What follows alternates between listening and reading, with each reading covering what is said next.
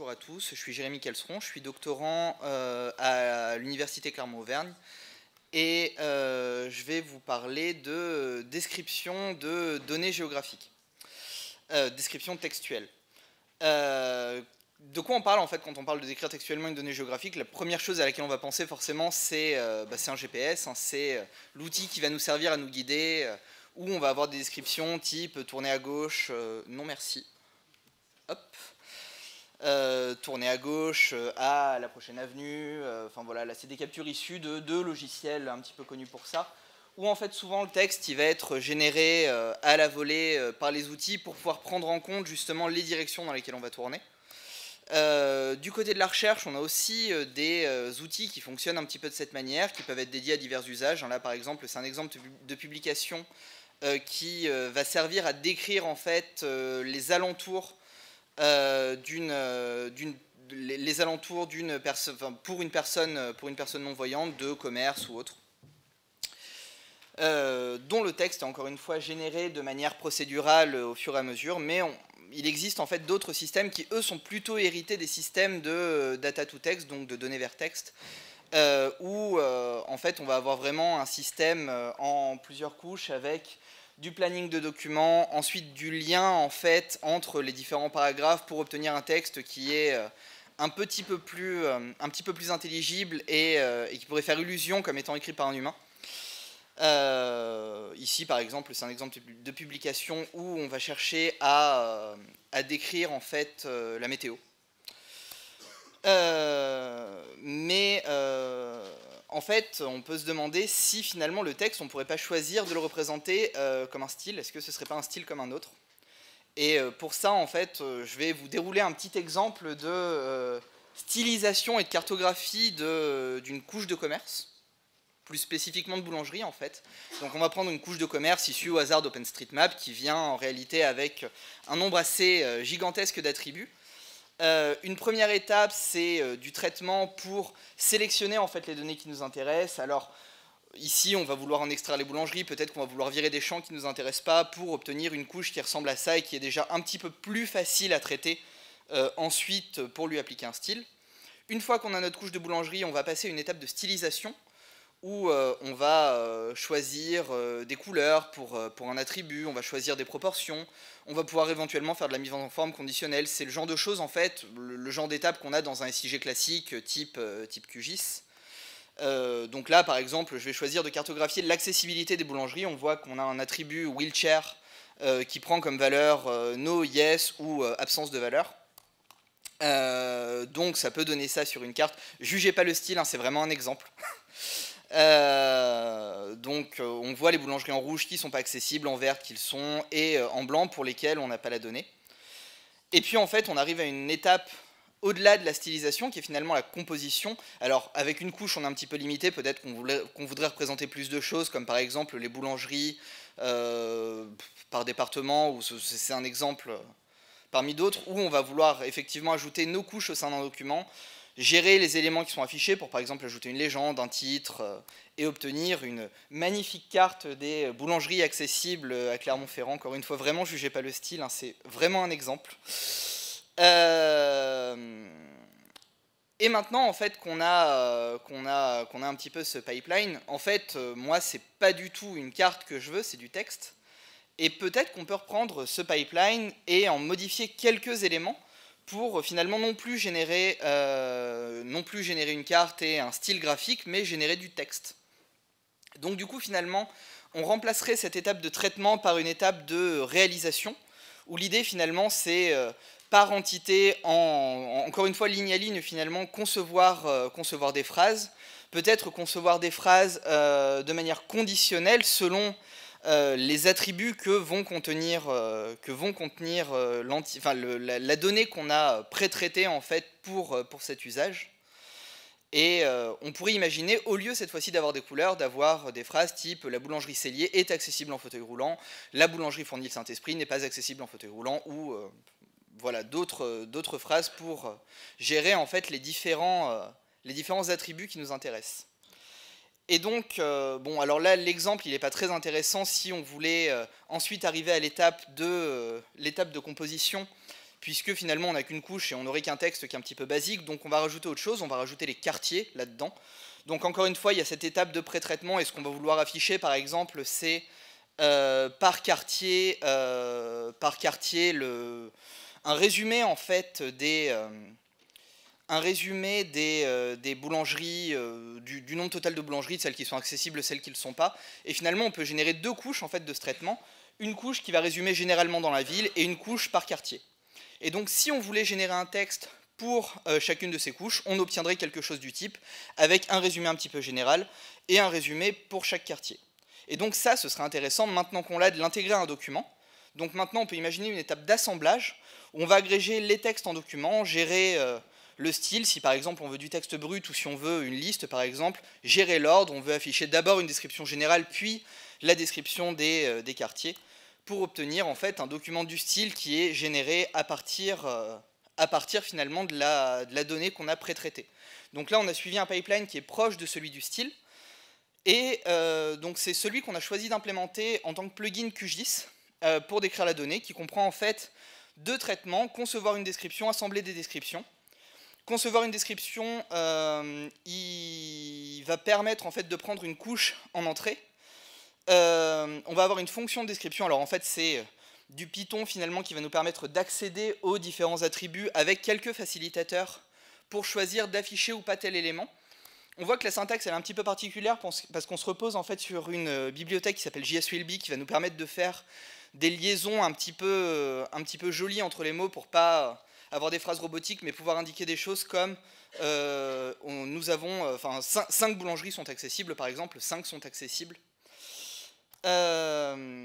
pour à la fin finalement obtenir une couche ou par entité, notre couche d'origine ou par entité, on va avoir la description qui est correspondante, intégrée à l'attribut. Et donc ensuite on a un deuxième traitement qui est assembler la description, qui va vraiment faire cette étape d'assemblage, où on va intégrer nos couches décrites, on va indiquer finalement les styles, un titre pour le document, pour obtenir finalement un document HTML qui va contenir un petit peu tout ça, où justement on aura assemblé une description puis une autre. Et alors je ne vous ai pas parlé de description de Carrefour jusqu'ici, et, et en fait donc, ma thèse elle s'intègre dans le cadre du projet ActiveMap, où on va chercher à réaliser des cartes tactiles pour non-voyants, des cartes tactiles en fait sonores qui sont augmentées de son et sur l'espace des carrefours qui est un petit peu complexe. Et en fait, dans le cadre du projet, on a déjà développé des algorithmes qui vont permettre de traiter la donnée OpenStreetMap au niveau des carrefours, d'intégrer ça dans un modèle et même finalement déjà de le décrire. On a des publications pour ça, qui traitent de ce sujet si ça vous intéresse.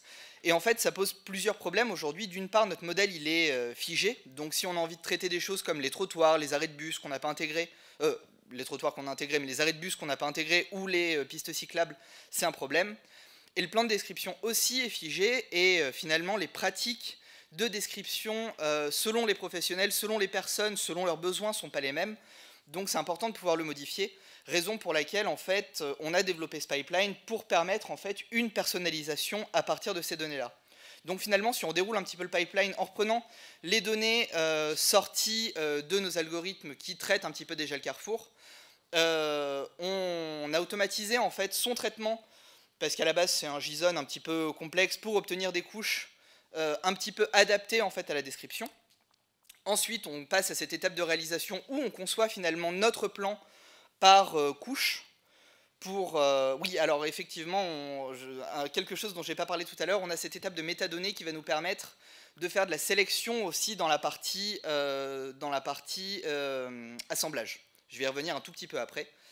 Et donc l'assemblage qui est aussi finalement un script qui va faire appel à ce plugin, qui va nous permettre en fait de prendre en entrée plusieurs couches, d'avoir leur description, d'avoir leurs différents plans, éventuellement plusieurs plans, hein, comme on le voit ici avec la description de la branche et de la description de la branche alternative, pour ensuite finalement assembler la description.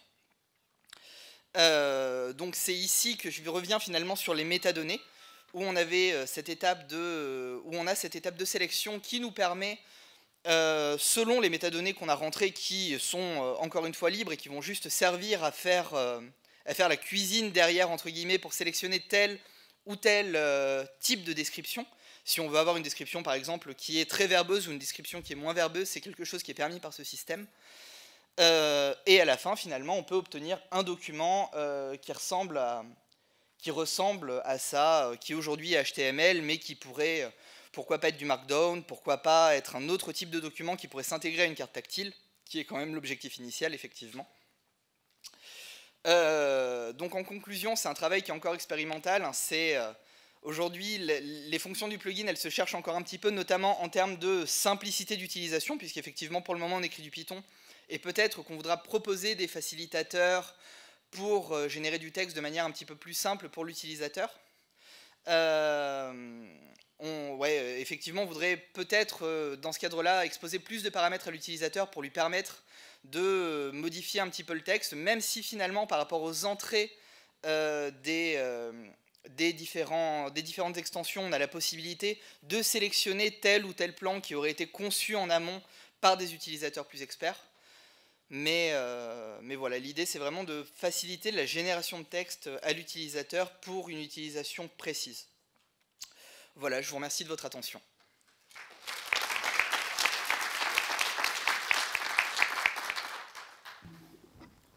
Merci beaucoup pour un respect parfait du temps. Est-ce qu'il y a des questions dans la salle? N'hésitez pas.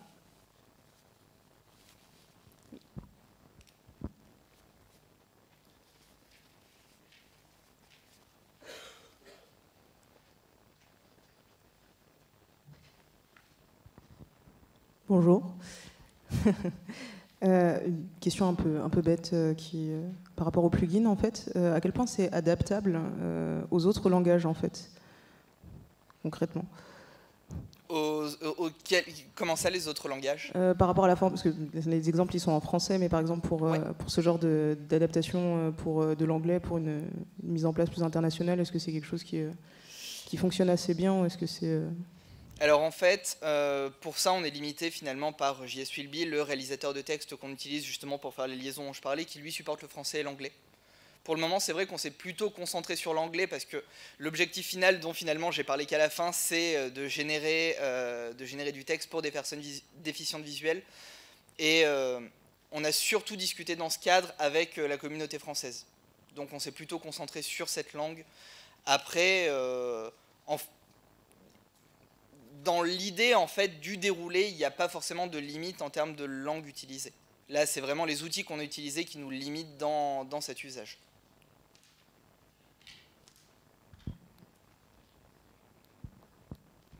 Oui.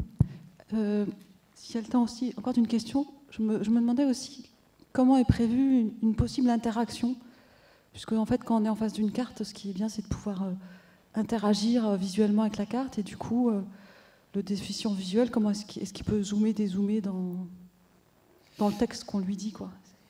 Alors pour ça, en fait, l'idée, c'est peut-être de prévoir plusieurs cartes qui pourraient s'adapter à différents usages, à différentes échelles. On travaille sur des cartes en A3 aujourd'hui, des cartes en A5. Et autre chose aussi, dans ce cadre-là, on a sur les cartes tactiles, sur les cartes tactiles des dispositifs qu'on utilise, en tout cas on utilise un dispositif qui s'appelle Derry, qui est développé par un laboratoire qui s'appelle l'IRIT à Toulouse. Et en fait, on a plusieurs modes d'interaction. Donc en fait, l'interaction de base, c'est le double tap pour activer un texte en fait, sur un interacteur qu'on détecte avec le doigt. Mais on peut avoir par exemple un appui long qui va déclencher un autre texte. On peut imaginer justement sur cette interaction-là, avoir peut-être un texte qui est un petit peu plus verbeux, un peu plus précis.